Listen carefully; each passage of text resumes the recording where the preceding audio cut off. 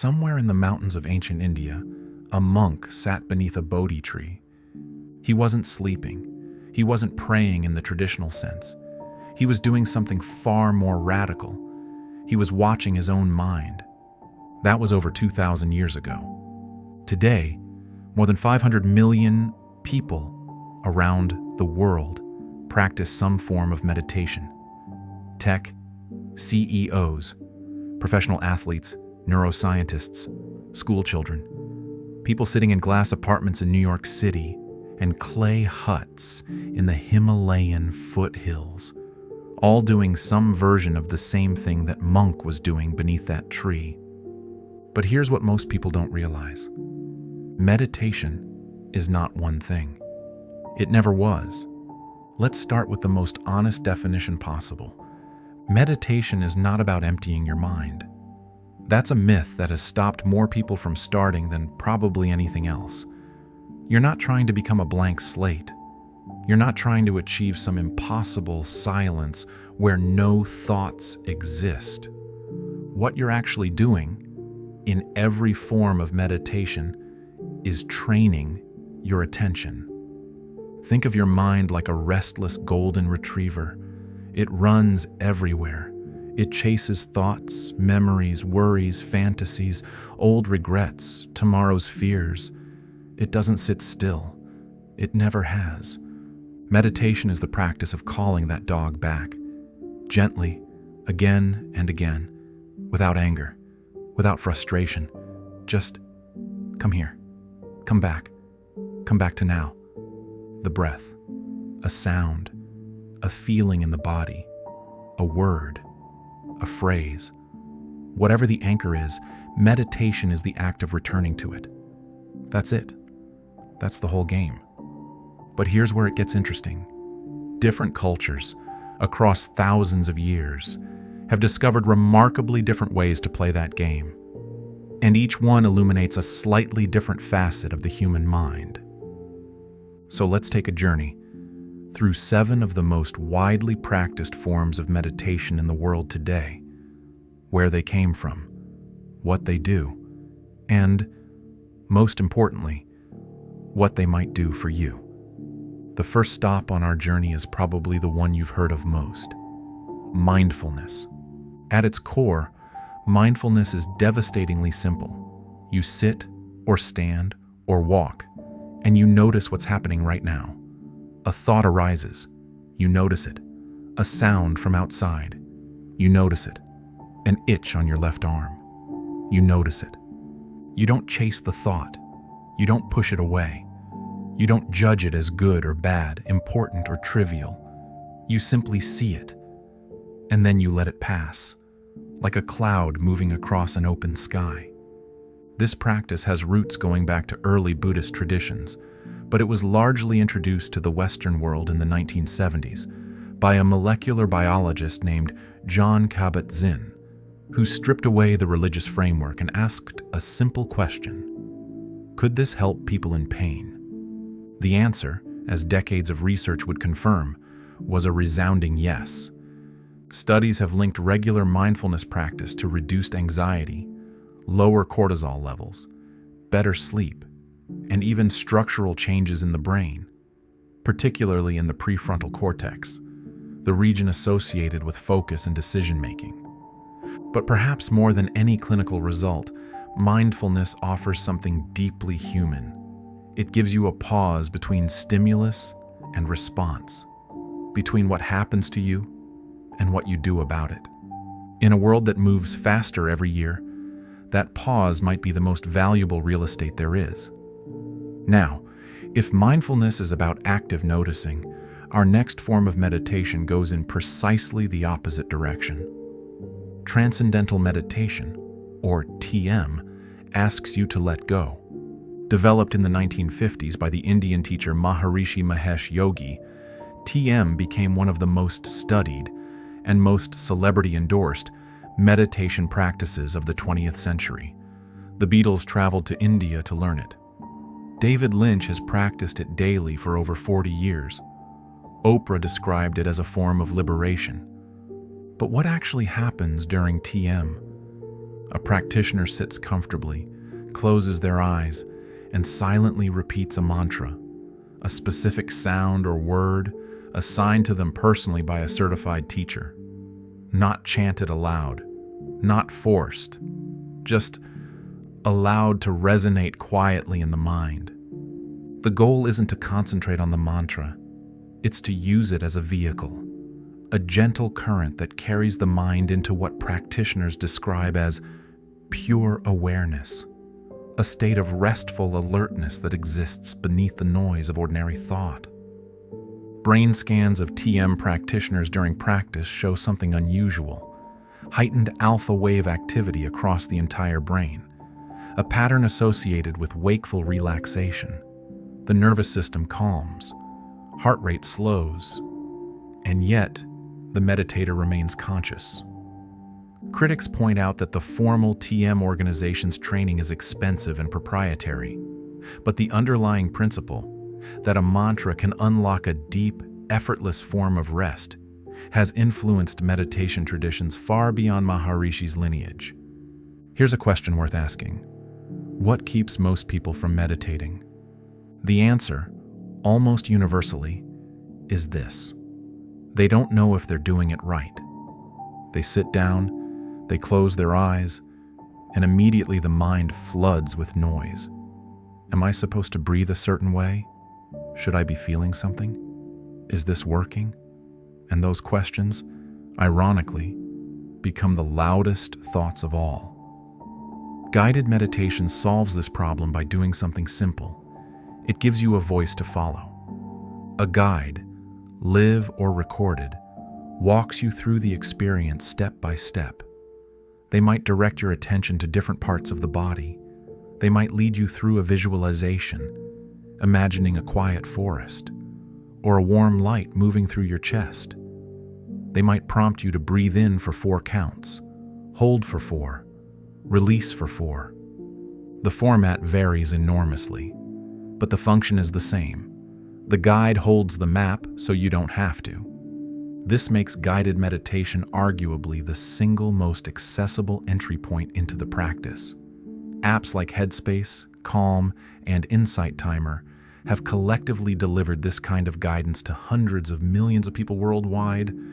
And while some more traditional practitioners might question whether guided meditation builds true independence, whether you're developing your own inner compass or just borrowing someone else's, the counter-argument is equally compelling. If a door into the practice is what someone needs, then the door should be beautiful, wide open, and easy to find. Not everyone can sit still, and for a long time, that made people believe meditation simply wasn't for them. Movement meditation exists to challenge that assumption. The premise is straightforward. Mindfulness doesn't require a cushion. It requires attention. And attention can be brought to a walking foot just as easily as to a seated breath.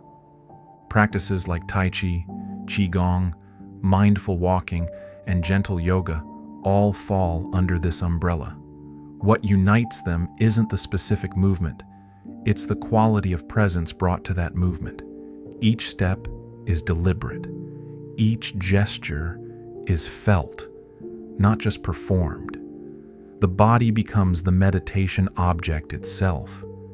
There's a particular practice in Zen Buddhism called kinhin, walking meditation performed between periods of seated practice. Monks walk in slow circles, placing their full attention on the sensation of each footfall. The pace is unhurried. The awareness is total. Modern research supports what these traditions have long claimed. Rhythmic movement combined with focused attention reduces rumination, lowers anxiety, and, perhaps most fascinatingly, activates areas of the brain associated with creative problem solving. For those who feel trapped behind a desk or whose bodies carry restless energy that refuses to settle, movement meditation may not be a compromise. It may be the exact right path. Of all the practices we've explored, none demands more from the meditator than Vipassana.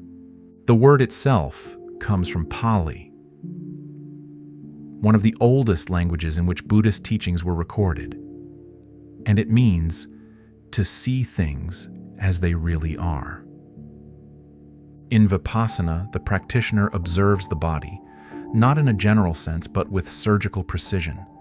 Sensations are noted as they arise: warmth, pressure, tingling, tension, the itch at the bridge of the nose. Each sensation is observed with complete equanimity, not labeled as pleasant or unpleasant, not reacted to, simply seen. Then it passes, because everything passes. This is the central insight Vipassana is designed to cultivate: impermanence. Nothing, no thought, no sensation, no emotion, no circumstance lasts. When that truth is experienced directly, not just intellectually understood, but felt in the body, moment after moment, it fundamentally changes how a person relates to suffering.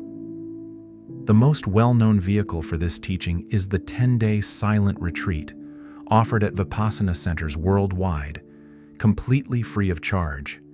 10 days of silence, no phones, no books, no eye contact, just the practice, 12 hours a day. It is not comfortable. That's precisely the point. What participants often report on the other side is difficult to capture in words. Something has shifted. The compulsive need to fix, escape, or cling. Somehow lighter. Not gone, but lighter. In the Soto school of Japanese Zen Buddhism, there is a concept called shikantaza. It translates roughly as just sitting. Not sitting to achieve calm, not sitting to gain insight, not sitting toward any goal whatsoever. Just sitting, completely, fully, with nowhere to go and nothing to accomplish. This is Zazen, and on the surface, it sounds almost comically simple. In practice, it is one of the most demanding disciplines a human being can undertake. The physical form is precise, spine straight, eyes soft and cast downward at a 45-degree angle, hands folded in a specific mudra. The breath is observed, but not manipulated.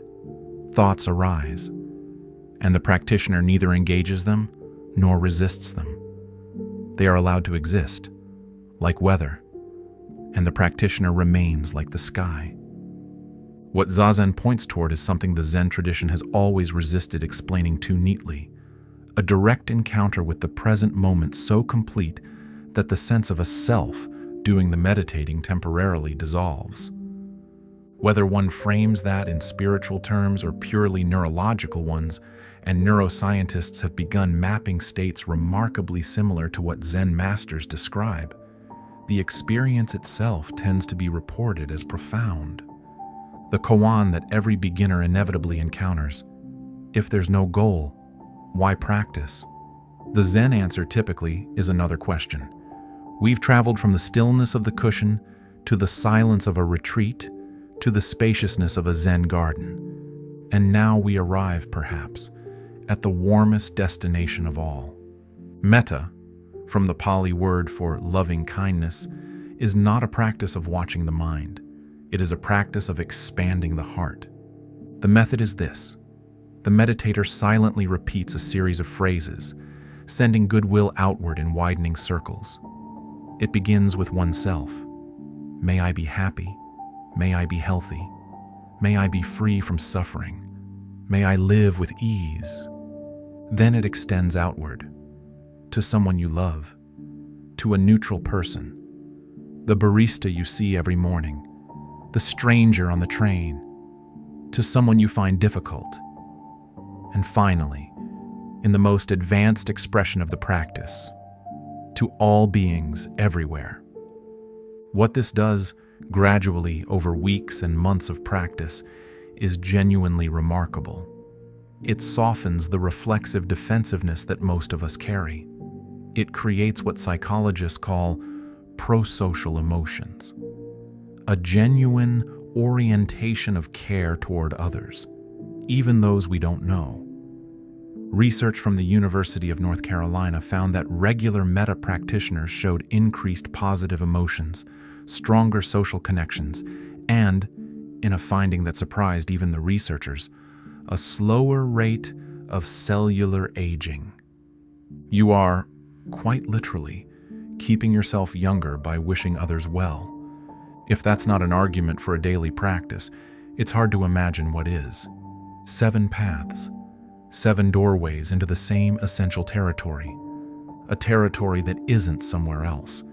It's not behind a paywall or within a specific religion or reserved for people with 45 minutes of uninterrupted silence every morning. It is simply the present moment. Your breath right now, the weight of your body in the chair, the sound outside your window, the thought passing through your mind as you listen to these words.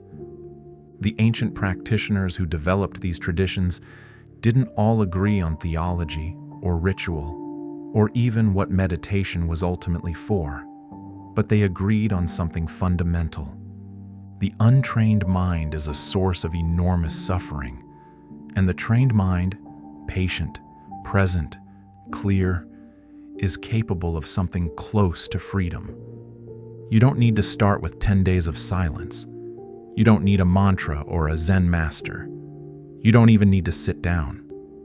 You need 5 minutes, a little curiosity, and the willingness to keep coming back, gently, without judgment, to the only moment that has ever actually existed.